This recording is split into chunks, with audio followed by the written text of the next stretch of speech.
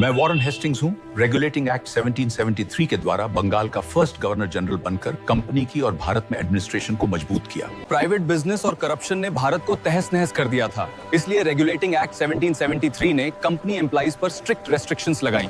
मैं Elijah Impey हूं। 1774 में कलकत्ता में पहला सुप्रीम कोर्ट स्थापित हुआ, जहां मुझे 3 न्यायाधीशों सहित चीफ जस्टिस नियुक्त किया गया। मैं ब्रिटेन पीएम विलियम पिट हूं। 1784 में कंपनी के कमर्शियल और पॉलिटिकल फंक्शन अलग कर भारत में डबल गवर्नमेंट सिस्टम शुरू किया। कोर्ट ऑफ डायरेक्टर्स केवल व्यापार देखेंगे, जबकि पॉलिटिकल मामलों के लिए बोर्ड ऑफ कंट्रोल बनाया गया, जो डायरेक्टली ब्रिटिश गवर्नमेंट को रिपोर्ट करेगा। मैं ब्रिटिश पीएम जेनकिंसन हूं। 1813 के चार्टर एक्ट से ईस्ट इंडिया कंपनी का व्यापारिक एकाधिकार खत्म किया, सिर्फ चीन के साथ चाय ओपियम ट्रेड बचा। चार्टर एक्ट 1813 ने भारत में मिशनरियों को वेस्टर्न एजुकेशन और धर्म परिवर्तन की अनुमति दी, साथ ही शिक्षा के लिए 1 लाख रुपए वार्षिक अनुदान दिया। मैं विलियम बेंटिक हूं। चार्टर एक्ट 1833 के अनुसार भारत का पहला गवर्नर जनरल बना और लॉर्ड मैकले मेरे काउंसिल में चौथे मेंबर बने। बंबई और मद्रास के गवर्नरों से लेजिस्लेटिव पावर छीन ली गई।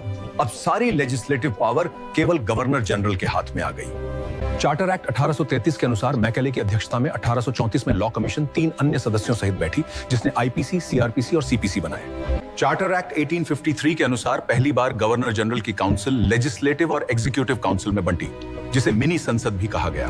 मैकाले समिति की सिफारिश से सिविल सेवा में खुली प्रतियोगिता की शुरुआत हुई, जहां पहली बार भारतीयों को परीक्षा देने का अवसर मिला। मैं मंगल पांडे हूं। कंपनी की नीतियों, धार्मिक हस्तक्षेप और अत्याचारों ने भारतीयों में विद्रोह की भावना जगाई, जिसका परिणाम 1857 की क्रांति बनी। मैं फर्स्ट वाइसराय कैनिंग हूं।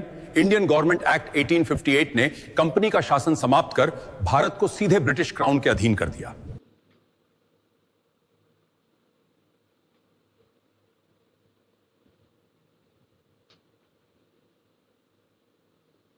मैं मेरठ का सिपाही हूं। 1857 की बगावत हार गई, लेकिन इसने ईस्ट इंडिया कंपनी का राज हमेशा के लिए खत्म कर दिया। मैं 1858 का फरमान पढ़ रहा हूं। अब भारत पर महारानी विक्टोरिया का सीधा राज होगा। कंपनी का काम खत्म हो गया है। मैं लॉर्ड कैनिंग हूं, भारत का पहला वाइसराय। गवर्नर जनरल का नाम बदलकर वाइसराय कर दिया गया, जो ताज का नुमाइंदा है। मैं भारत का सेक्रेटरी ऑफ स्टेट हूं। मेरी मदद के लिए 15 मेंबर की काउंसिल ऑफ इंडिया बनाई गई और मैं सीधे ब्रिटिश पार्लियामेंट को जवाब देता हूं। मैं बनारस का राजा हूं। 1861 के इंडियन काउंसिल्स एक्ट ने पहली बार भारतीयों को वाइसराय की काउंसिल में जगह दी। मैंने 1809 में पोर्टफोलियो सिस्टम शुरू किया था। अब 1861 का एक्ट वाइसराय को इमरजेंसी में बिना काउंसिल के ऑर्डिनेंस जारी करने की ताकत देता है। मैं बॉम्बे का व्यापारी हूं। 1892 के एक्ट में बजट पर बहस करने का हक मिला, लेकिन वोट देने का हक अभी भी नहीं दिया गया। मैं सत्येंद्र प्रसाद सिन्हा हूं। 1909 के मॉर्लेमेंटो रिफॉर्म्स ने मुझे वाइसराय की एग्जीक्यूटिव काउंसिल में लॉ मेंबर बनाया। मैं मुस्लिम लीग का नेता हूं। 1909 के एक्ट ने मुसलमानों के लिए सेपरेट इलेक्ट्रेट बनाया, इसलिए लॉर्ड मिंटो को कम्युनल इलेक्ट्रेट का पिता कहा जाता है। मैं एडविन मॉन्टेग्यू हूं। 1917 में ब्रिटिश सरकार ने पहली बार कहा कि भारत में धीरे धीरे जिम्मेदार सरकार बनाना उसका मकसद है। मैं प्रांतीय मंत्री हूं। 1919 के एक्ट ने डायरकी यानी दोहरा राज लागू किया। कुछ विषय मंत्रियों को मिले और कुछ गवर्नर के पास रहे। मैं सेंट्रल लेजिस्लेटिव असेंबली का मेंबर हूं। 1919 के एक्ट ने भारत में पहली बार 2 सदन वाली विधायिका और डायरेक्ट इलेक्शन की शुरुआत की। मैं आजादी का सिपाही हूं। साइमन कमीशन में एक भी हिंदुस्तानी नहीं था, इसलिए सभी राजनीतिक पार्टियों ने इसका पूरी तरह बहिष्कार किया। मैंने कम्युनल अवार्ड ने दलितों को सेपरेट इलेक्ट्रेट दिया। मैंने विरोध में अनशन किया और पूना पैक्ट से रिजर्व सीटें तय हुई। मैं प्रांत का प्रीमियर हूं। 1935 के एक्ट ने डायरकी खत्म करके प्रोविंशियल ऑटोनॉमी दी। अब गवर्नर मंत्रियों की सलाह पर काम करेगा। मैं लॉर्ड माउंटबेटन हूं। इंडियन इंडिपेंडेंस एक्ट 1947 ने इंडिया और पाकिस्तान को 2 आजाद डोमिनियन बनाया और ब्रिटिश राज का अंत हो गया। मैं एमएन रॉय हूं। 1934 में मैंने पहली बार कहा कि भारत का संविधान भारतीयों की बनाई कॉन्स्टिट्यूएंट असेंबली से आना चाहिए।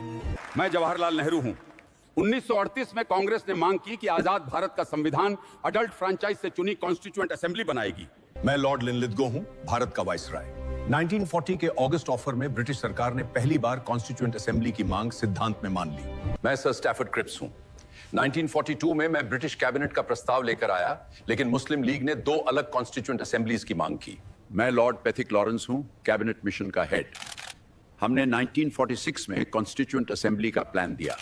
कुल 389 सीटें, 296 ब्रिटिश इंडिया और 93 रियासतों की। कॉन्स्टिट्यूएंट असेंबली के इलेक्शन में कांग्रेस ने 208 सीटें जीती, मुस्लिम लीग को 73 और बाकी 15 सीटें इंडिपेंडेंट्स को मिली। मैं डॉक्टर सच्चिदानंद सिन्हा हूं, असेंबली का सबसे बुजुर्ग मेंबर। फ्रेंच प्रैक्टिस के मुताबिक मुझे टेम्पररी प्रेसिडेंट चुना गया है। मैं कॉन्स्टिट्यूएंट असेंबली का प्रेसिडेंट। पहली मीटिंग में सिर्फ 211 मेंबर आए क्योंकि मुस्लिम लीग ने बॉयकॉट किया। 13 दिसंबर 1946 को मैंने ऑब्जेक्टिव्स रेजोल्यूशन पेश किया। ये सिर्फ रेजोल्यूशन नहीं, ये डिक्लेरेशन है, प्लेज है, डेडिकेशन है। 22 जनवरी 1947 को ऑब्जेक्टिव्स रेजोल्यूशन सर्वसम्मति से पास हुआ। इसी का मॉडिफाइड वर्जन आज हमारे संविधान की प्रीएम्बल है। मैं डॉक्टर बी आर अंबेडकर हूं।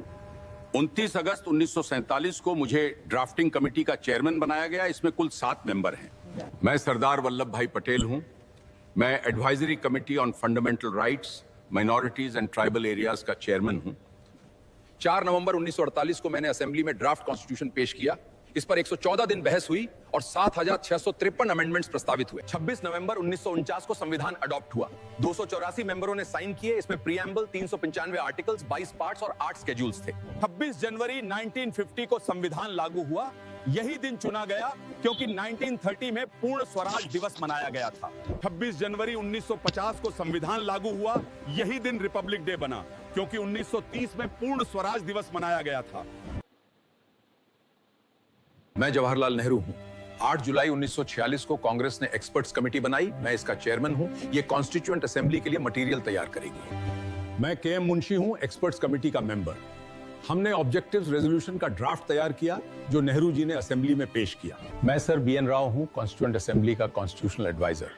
मैंने 60 देशों के कॉन्स्टिट्यूशन स्टडी करके ड्राफ्ट तैयार करने में मदद की। मैं HVR अयंगर हूं, कॉन्स्टिट्यूएंट असेंबली का सेक्रेटरी। सभी सेशंस के रिकॉर्ड्स और डॉक्यूमेंट्स मैनेज करना मेरी जिम्मेदारी है। मैं कॉन्स्टिट्यूशन का चीफ ड्राफ्ट्समैन हूं। हर आर्टिकल की लीगल लैंग्वेज और टेक्निकल वर्डिंग मेरी जिम्मेदारी है। मैं प्रेम बिहारी नारायण रायजादा हूं। मैंने कॉन्स्टिट्यूशन की original copy flowing italic style में अपने हाथ से लिखी, बिना कोई फीस लिए। मैं नंदलाल बोस हूं, शांति निकेतन का आर्टिस्ट। मैंने और बेओहर मनोहर सिन्हा ने कॉन्स्टिट्यूशन की ओरिजिनल कॉपी को इंडियन आर्ट से डेकोरेट किया। मैं नाजिरुद्दीन अहमद हूं, असेंबली मेंबर। मैंने ड्राफ्टिंग कमेटी को ड्रिफ्टिंग कमेटी कहा क्योंकि कॉन्स्टिट्यूशन बनाने में बहुत टाइम लग रहा है। मैं लॉर्ड विस्काउंट साइमन हूं। मेरा मानना है कि कॉन्स्टिट्यूएंट असेंबली सिर्फ हिंदूज की बॉडी है, ये पूरे इंडिया को रिप्रेजेंट नहीं करती। मैं विंस्टन चर्चिल हूं। कंस्टिट्यूएंट असेंबली सिर्फ वन मेजर कम्युनिटी को रिप्रेजेंट करती है, ये ट्रू रिप्रेजेंटेटिव बॉडी नहीं है। मैं ग्रैनविल ऑस्टिन हूं, अमेरिकन स्कॉलर। मैंने लिखा कि असेंबली वन पार्टी बॉडी थी, असेंबली कांग्रेस थी और कांग्रेस ही इंडिया था। मैं हमसा मेहता हूं, असेंबली मेंबर। क्रिटिक्स गलत कहते हैं। हमारी असेंबली में Hindus, Muslims, Sikhs, Christians, SCs, STs और विमेन सब शामिल थे। कॉन्स्टिट्यूएंट असेंबली का सिंबल हाथी था। कुल 11 सेशंस हुई। कॉन्स्टिट्यूशन बनाने में 2 साल 11 महीने 18 दिन लगे। कॉन्स्टिट्यूशन बनाने में कुल 64 लाख रुपए खर्च हुए। कॉन्स्टिट्यूशन मेकर्स ने लगभग 60 कंट्रीज के कॉन्स्टिट्यूशन स्टडी किए थे। मैं राष्ट्रपति हूं। 1987 के 58th अमेंडमेंट ने आर्टिकल 394A जोड़ा। अब कॉन्स्टिट्यूशन का हिंदी टेक्स्ट भी अथॉरिटेटिव माना जाएगा।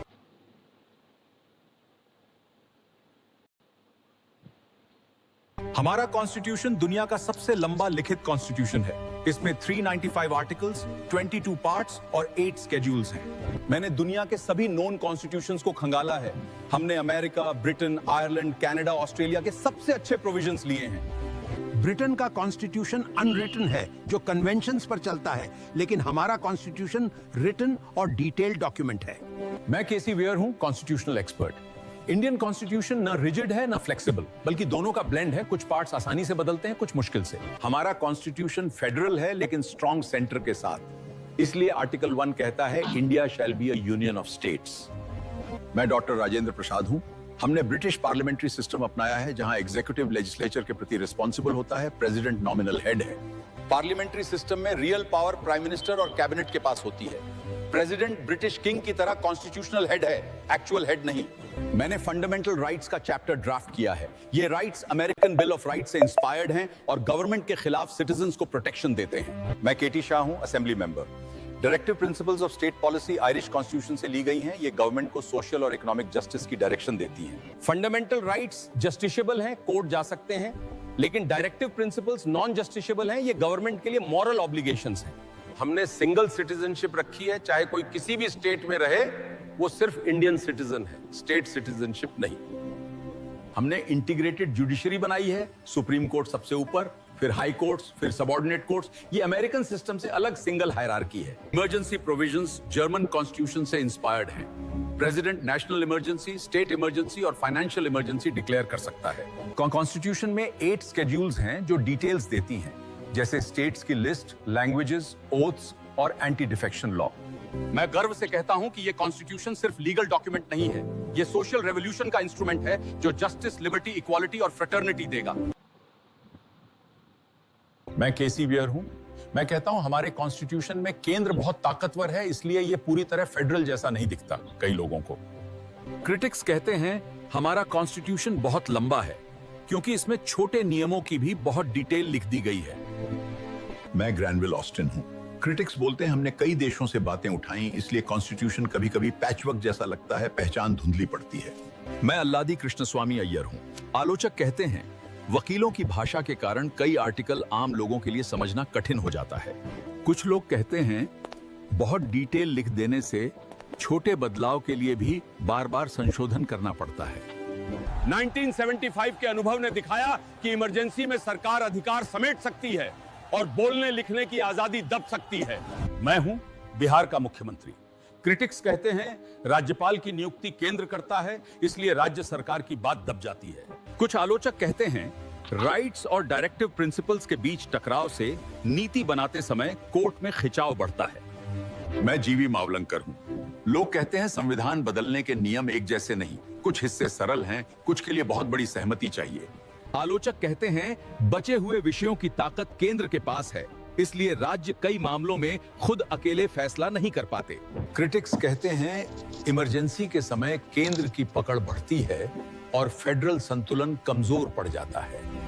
लोग कहते हैं डायरेक्टिव प्रिंसिपल्स पर कोर्ट में सीधा हक नहीं मिलता, इसलिए कई वादे कागज पर रह जाते हैं। मैं रामनाथ गोयनका हूं। क्रिटिक्स कहते हैं राइट्स दिए गए हैं पर उन पर रीजनेबल रेस्ट्रिक्शंस हैं, इसलिए आजादी पूरी नहीं लगती कभी। मैं सरदार स्वर्ण सिंह हूं। क्रिटिक्स कहते हैं फंडामेंटल ड्यूटीज लिखी गई पर इनके लिए साफ सजा नहीं, इसलिए असर सीमित रहता है। मैं कहता हूं कॉन्स्टिट्यूशन कितना अच्छा हो, आखिर अगर उसे चलाने वाले लोग गलत हों तो वो कभी भी फेल हो जाता है।